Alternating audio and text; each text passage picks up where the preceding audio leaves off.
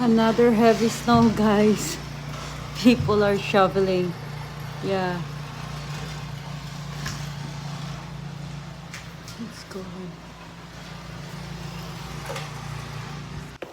Yeah, so here. Heavy snow. See, look at that.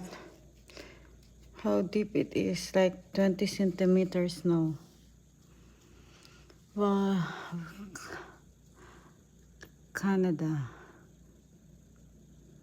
Winter in Canada. This is our backyard.